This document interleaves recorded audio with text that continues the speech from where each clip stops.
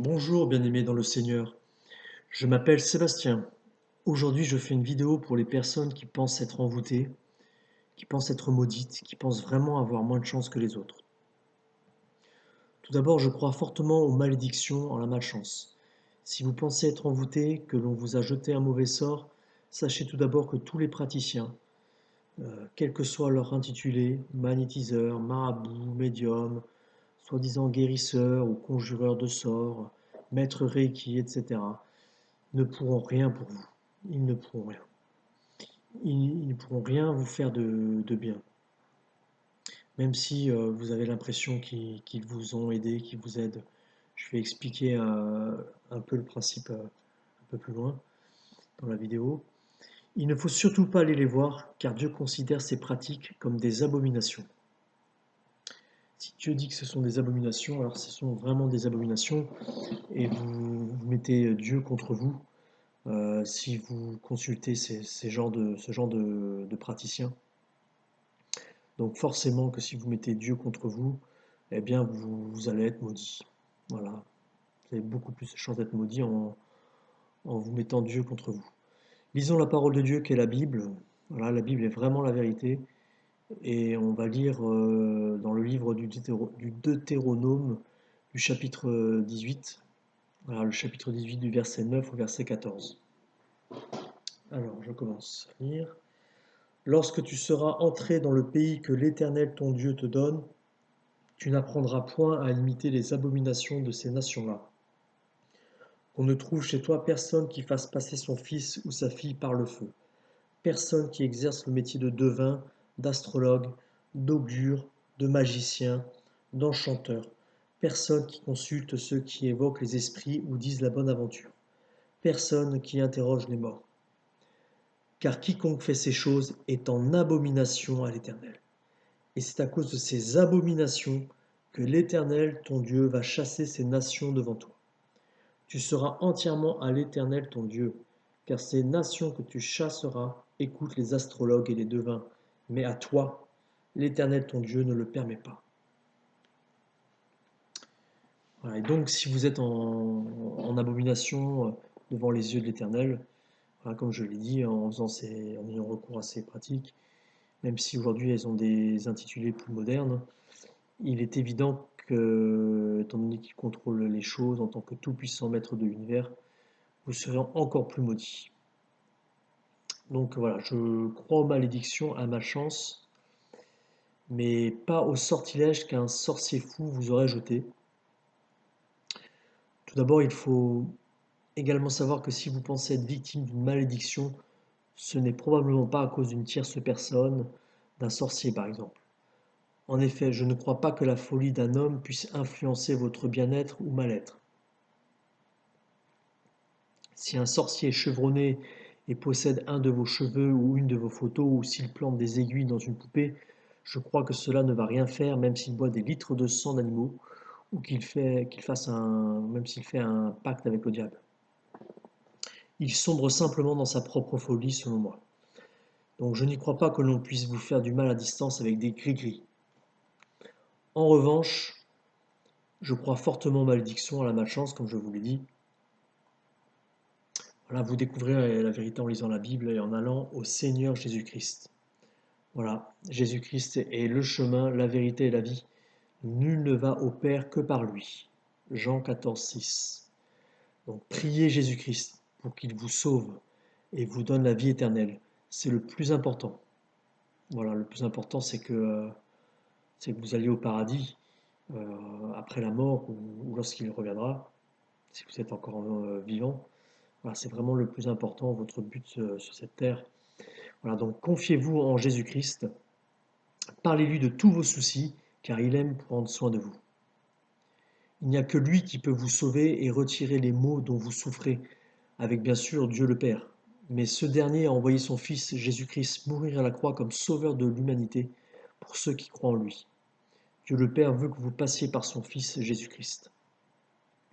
Ne cherchez plus les magnétiseurs, soi-disant guides, etc., même si vous avez comme des preuves qu'ils font le bien. Leurs pratiques et eux-mêmes sont en abomination aux yeux de Dieu comme nous l'avons vu.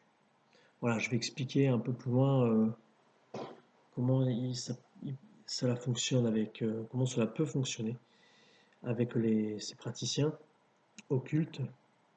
Donc j'en profite pour insister, pour dire avant ça qu'il n'y a que la prière à Jésus-Christ ou à Dieu le Père au nom de Jésus-Christ, en reconnaissant Jésus-Christ comme sauveur, qui peut fonctionner, avec bien sûr l'arrêt de la cause qui a entraîné la malédiction ou les malédictions. On verra plus loin les, les causes de malédiction. Donc voici pourquoi, quand vous allez voir des praticiens occultes, magnétiseurs, etc., médiums, ça peut fonctionner. Et pourquoi vous pensez qu'ils soulagent? Pourquoi vous pensez que ça fonctionne? Donc, tout d'abord, je crois que je vais expliquer. Donc, je crois que Satan, le diable, est capable de faire un miracle. Son but est d'envoyer un maximum de monde en enfer. Et il connaît bien la Bible, la parole de Dieu. Il sait que ceux qui pratiquent des abominations, comme ces pratiques occultes que nous avons énumérées, et ne se repentent pas, lui appartiennent et périront donc en enfer. Alors il entretient le recours à ce genre de pratiques occultes. Et pour cela, il peut faire comme des miracles, des guérisons, du moment que les victimes continuent de se tourner vers l'occultisme et surtout pas vers Jésus-Christ. Voilà, donc le but, c'est que pour Satan, c'est que les gens continuent d'aller voir les magnétiseurs, les voyants, etc., parce qu'il sait que ça les amènera en enfer, comme ce sont des abominations. Alors je sais de quoi je parle, car j'ai vécu une grande partie de ma vie convaincu d'être envoûté, et je me réfugiais dans les mains d'une femme médium qui avait des soi-disant pouvoirs très puissants, et je pense qu'elle en était aussi convaincue comme tout son vaste entourage. Elle recevait une foule de personnes qui venaient, voilà, parce qu'ils avaient différents mots et ils pensaient vraiment trouver de l'aide en s'appuyant sur elle. Elle était médium. Eh bien, voici comment cela marche, la voyance. Je vais vous expliquer. Selon moi, ce sont des ou un mauvais esprit, un esprit, un démon. Ça va forcément ne pas être des bons esprits, hein, car ces derniers ne participeraient pas à des pratiques abominables. Donc, ce sont des ou un mauvais esprit qui est ou sont en contact ou avec donc le dit voyant, hein, le voyant, peut-être même qui possède la personne, voilà, ou sont ouais, à l'intérieur de celle-ci. Dans la Bible, il faut se référer à la Bible, au chapitre 16 des Actes des Apôtres, on parle d'une femme voyante qui avait un esprit de python, par exemple. Donc voilà, on précise juste qu'elle avait un esprit de python. Voilà, la femme voyante. Donc voilà, donc un voyant a un esprit, et c'est cet esprit qui va lui montrer des choses, hein. L'esprit en question va montrer des choses en donnant des visions ou des mots aux voyants. Satan et les démons étant bien organisés peuvent facilement, je pense, avoir des informations sur vous, et donc ils peuvent les restituer aux voyants. Les esprits mauvais peuvent donc dire du vrai, et ce n'est pas étonnant car le but est de gagner la confiance et de toujours entretenir cette voie qui mène en enfer. Une fois que l'esprit a gagné la confiance du voyant, il peut lui faire croire assez facilement ce qu'il veut, je pense. Comme par exemple que le médium est un guide très spécial, qu'il n'y en aurait que 7 sur Terre par exemple, qu'il serait directement en contact avec l'ange Gabriel, etc. Donc des mensonges forcément. Et lorsque l'on s'aperçoit qu'il y a comme une guérison, ou des choses vraies dans ce qu'ils disent, eh bien on ne soupçonne pas le mal, et voilà, par ignorance de la parole de Dieu, et on peut finir par croire qu'effectivement le médium est quelqu'un de très spécial, de très puissant. Donc c'est le piège, hein, voilà, le diable peut faire un cadeau empoisonné pour gagner notre confiance, tout simplement. Pour ce qui est de la guérison, je crois aussi, et c'est ce que j'avais reçu au début de ma conversion, le procédé suivant. Un démon tourmente une victime en lui donnant par exemple mal au ventre, et ensuite, après consultation d'un magnétiseur ou marabout, les maux disparaissent, car simplement le démon arrête de tourmenter la victime pendant un temps ou plus pour qu'un maximum croit en l'occultisme, hein, croit en cette pratique, croit en la personne soi-disant guérisseur. Voilà. Et si ce que je dis est vrai, eh bien je pense qu'en faisant cela, en vous confiant à un voyant et donc à Satan ou à un démon, je pense que vous donnez des droits à celui-ci de vous persécuter. Donc après, c'est un engrenage. Voilà, vous vous confiez au diable en fait, hein. Vous remettez votre corps au diable, quelque part. Donc après, il a des droits, on peut imaginer qu'il a des droits. Dès lors, n'allez surtout pas voir des voyants, et pour en revenir à mon histoire, plus je me confie en cette femme en qui j'étais convaincu qu'elle venait de là-haut, façon de parler, et plus j'allais mal quand j'y repensais, même si j'avais l'impression qu'elle arrivait à me guérir. Je pouvais être soulagé d'un côté, mais au final, cela allait de plus en plus mal d'un point de vue général. Ça, c'est un bon indice. Voilà. C'est que les personnes qui vont voir des voyants, bah, souvent ont un problème, ont l'impression que le problème se résolve, mais au final, elles ont de plus en plus de problèmes. Donc elles continuent d'aller voir des voyants, et en fait, ça va de plus en plus mal. C'est normal, c'est des pratiques abominables qui entraînent des malédictions. Voilà, et ce n'est que logique que j'allais de plus en plus mal, moi, parce que Dieu me châtiait de malédiction, étant donné que je faisais des choses abominables. Voilà, comme je l'ai expliqué, le fait de pratiquer, c'est d'aller voir ces praticiens occultes. Mais il a permis que je passe par là pour me pousser à trouver la solution. Et c'est ainsi que quelque part au bout du rouleau, j'ai fini par découvrir qu'il n'y a que Jésus-Christ qui sauve et qui peut délivrer. Je l'ai découvert en cherchant des vidéos de désenvoûtement sur YouTube, et je suis tombé sur une vidéo d'un homme appelé Alan Rich qui l'expliquait et parlait beaucoup de délivrance, expliquant bien que Jésus est le seul sauveur. Je peux vous garantir que toutes les autres vidéos ou soi-disant enseignements sur Internet qui ne prêchaient pas Jésus n'ont servi à rien. Cette vidéo d'Alan Rich a été une délivrance pour moi. Je suis enfin allé à mon Seigneur Jésus-Christ, qui est le seul chemin. Le seul chemin pour la vie éternelle et le seul chemin pour votre délivrance. Je me suis donc enfin tourné vers Jésus en lui parlant dans la simplicité, tout seul dans mon appartement pour comprendre pourquoi j'allais aussi mal. Et très vite, j'ai vu que c'était depuis que j'allais voir cette femme voyante que j'allais de plus en plus mal. Aujourd'hui, j'aimerais aussi que grâce à cette vidéo, des personnes arrêtent de faire ce qui déplaît à l'Éternel et qu'ils se tournent vers Jésus le Sauveur. Maintenant que nous avons vu qu'il fallait absolument arrêter de consulter ces pratiques occultes, c'est-à-dire tous ceux qui font autre chose que prier le Seigneur Jésus ou Dieu le Père au nom de Jésus, ou en reconnaissant Jésus comme Sauveur, comme Seigneur, et qu'il faut se confier en Jésus-Christ, il reste encore une chose à faire, c'est se repentir, arrêter la cause de ce qui a entraîné la malédiction. Je pense que comme Dieu est juste, la plupart du temps, les malédictions dont on souffre sont causées par notre désobéissance. Autrement dit, nous sommes responsables.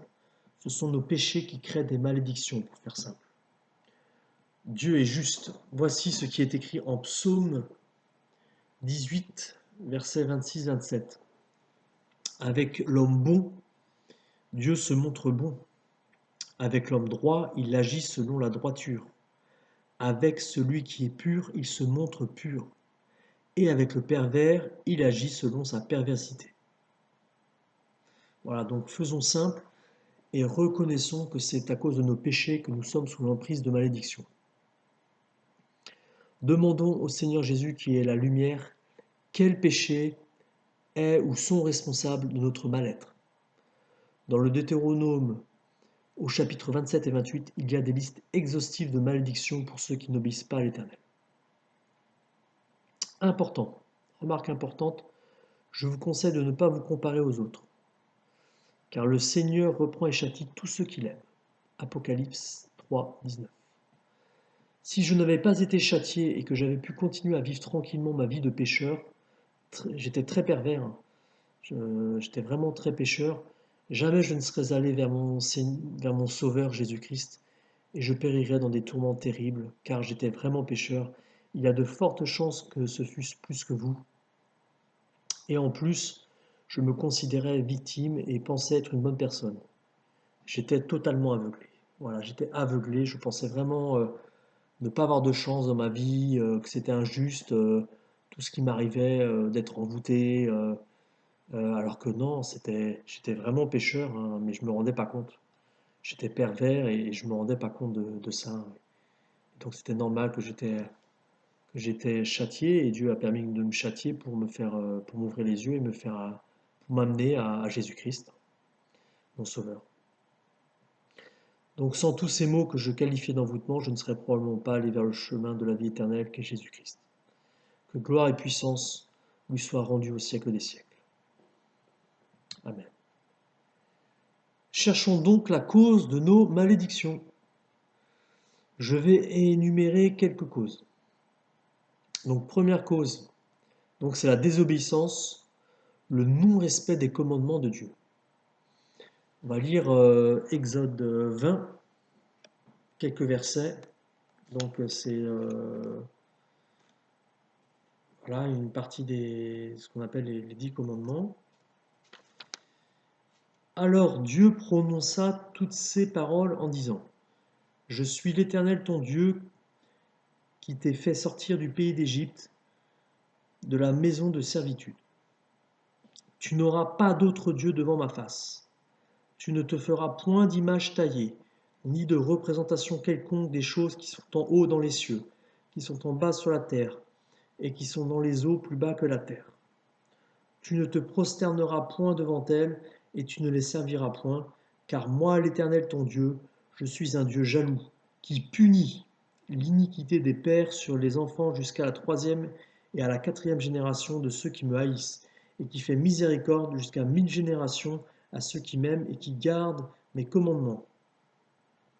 Tu ne prendras point le nom de l'Éternel ton Dieu en vain, car l'Éternel ne laissera point impuni celui qui prendra son nom en vain.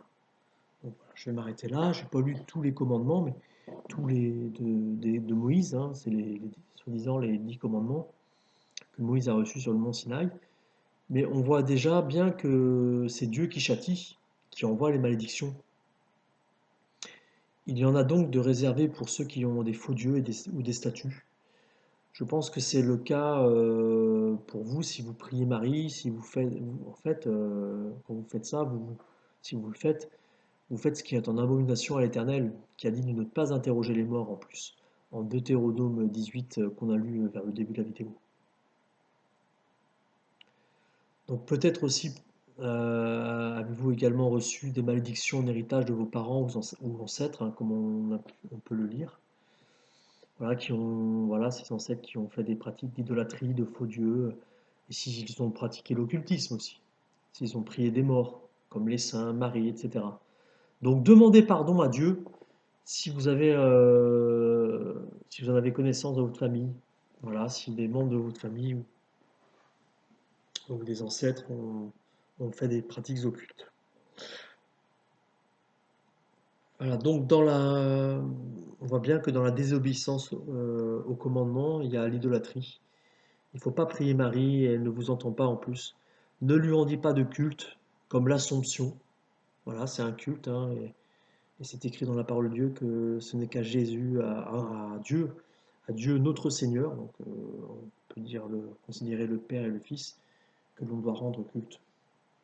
Voilà, ne priez pas les saints. En plus, il est écrit qu'il n'existe qu'un seul médiateur entre Dieu et les hommes, Jésus-Christ. 1 Timothée 2,5. N'ayez pas de statut. C'est une désobéissance flagrante, car à plusieurs reprises dans la Bible et dans les 10 commandements, c'est clairement écrit de ne pas en faire. Voilà. On va lire maintenant le Deutéronome chapitre 28. Voilà, à partir du verset 15. Mais si tu n'obéis point à la voix de l'Éternel, donc c'est pour montrer que voilà, on est toujours dans la désobéissance, pour montrer que si on désobéit, on a des malédictions. Mais si tu n'obéis point à la voix de l'Éternel ton Dieu, si tu n'observes pas et ne mets pas en pratique tous ces commandements et toutes ces lois que je te prescris aujourd'hui, voici toutes les malédictions qui viendront sur toi et qui seront ton partage. Tu seras maudit dans la ville et tu seras maudit dans les champs. Ta corbeille et ta huche seront maudites. Le fruit de tes entrailles, le fruit de ton sol, les portées de ton gros et de ton menu bétail, toutes ces choses seront maudites. Tu seras maudit à ton arrivée et tu seras maudit à ton départ. Voilà. L'Éternel enverra contre toi la malédiction, le trouble et la menace. Au milieu de toutes les entreprises que tu feras, jusqu'à ce que tu sois détruit, jusqu'à ce que tu périsses promptement et à cause de la méchanceté de tes actions qui t'aura porté à un moment donné. Voilà. Donc la désobéissance, grande cause de malédiction. Voilà, si c'était le cas autrefois, on peut imaginer que c'est encore le cas aujourd'hui. Deuxième cause de malédiction, donc les péchés évidents de débauche, de fornication, d'immoralité sexuelle, etc.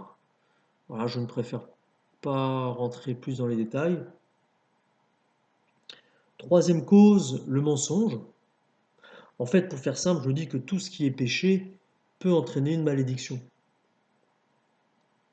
Donc, quatrième cause, on en a beaucoup parlé, la consultation de tous ces praticiens, marabouts, médiums, magnétiseurs, radiesthésistes, augures, passeurs de feu, interroger les esprits, etc. Dieu met vraiment en garde contre le recours à ces pratiques. Voilà, c'est bien écrit qu'on ne trouve personne chez toi qui fasse cela et que ce sont des abominations. Donc réfléchissez à ce que vous avez fait dans le passé. Est-ce qu'il n'y a pas déjà eu de l'hypnose, du pendule, du tirage de cartes, etc. Demandez pardon d'avoir fait cela et abandonnez toutes ces pratiques. Voilà, demandez pardon au Seigneur Jésus-Christ. Cinquième cause, alors ça c'est très important et on n'en parle pas beaucoup. Alors là, c'est vraiment important et pour vous la communiquer, je vais lire le verset suivant, Proverbe 28-27. Celui qui donne aux pauvres n'éprouve pas la disette, mais celui qui ferme les yeux est chargé de malédiction. Alors là, c'est écrit clairement, chargé de malédiction. Donc si vous n'aidez pas les pauvres, vous serez chargé de malédiction, c'est très clair. Et remarquez au passage que l'on ne parle absolument pas de sorcellerie là-dedans, tout comme dans le Deutéronome 27 et 28. Donc voilà, il faut aider son prochain, il faut aider les pauvres. Moi, je vous invite à faire des dons voilà, à des sites humanitaires qui aident les pauvres. Donc voilà, et je vous invite à aider les pauvres, tout simplement. Donc voilà, je continue. Donc si vous êtes malade, toujours en s'appuyant sur la parole de Dieu, voici ce que vous pouvez faire. Parce que la maladie, ça peut être perçu comme une malédiction. Donc voici ce que vous pouvez faire. On va lire Ésaïe 58, du verset 6 au verset 8. Voici le jeûne auquel je prends plaisir. Détache les chaînes de la méchanceté. Dénoue les liens de la servitude. Renvoie libres les opprimés, et que l'on rompe toute espèce de joug. Partage ton pain avec celui qui a faim, et fais entrer dans ta maison les malheureux sans asile. Si tu vois un homme nu, couvre-le, et ne te détourne pas de ton semblable. Écoutez bien, alors ta lumière poindra comme l'aurore, et ta guérison germera promptement. Ta justice marchera devant toi, et la gloire de l'Éternel t'accompagnera. Donc voilà, Dieu ne peut pas mentir. Donc si vous êtes malade, je vous invite à relire Ésaïe 58, versets 6 à 8. Voilà. Et pour comprendre qu'il y a une promesse de Dieu. Voilà, donc faites le bien et vous serez bénis, pour faire simple. Donc demandez pardon pour tous les péchés que vous faisiez, si ce n'était pas déjà fait, et renoncez-y si vous marchez encore dedans, et Dieu qui se réjouit de cela vous bénira. Voilà, vous faites plaisir à Dieu, donc si vous faites plaisir à Dieu, il va avoir envie de vous bénir. Sachez qu'il y aura plus de joie dans le ciel pour un seul pécheur qui se repent que pour 99 justes qui n'ont pas besoin de repentance. Luc 15, verset 7.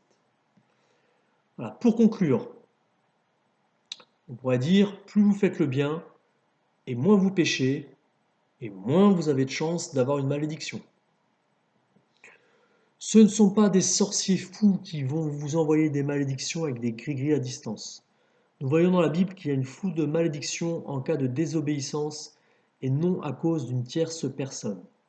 Si un homme est fou en buvant du sang ou en enfonçant des aiguilles dans une poupée, cela ne regarde que lui. Je pense que nous sommes responsables de nos malédictions.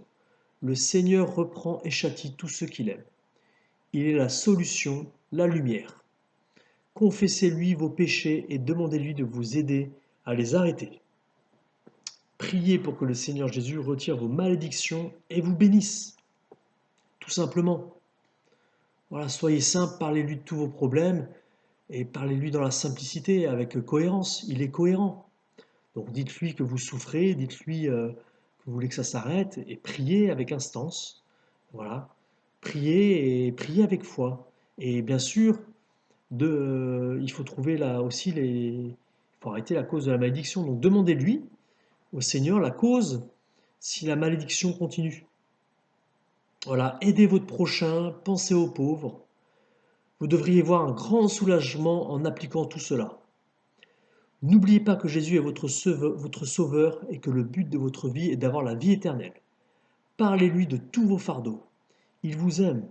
Demandez-lui de vous sauver et demandez-lui aussi le Saint-Esprit. Ou demandez le Saint-Esprit au Père directement. Voilà. N'hésitez pas à me laisser un commentaire ou à m'écrire un email. Cela me ferait plaisir. Voilà. Au plaisir de pouvoir vous aider. Soyez bénis. Que Dieu vous garde et qu'il soit glorifié. Amen.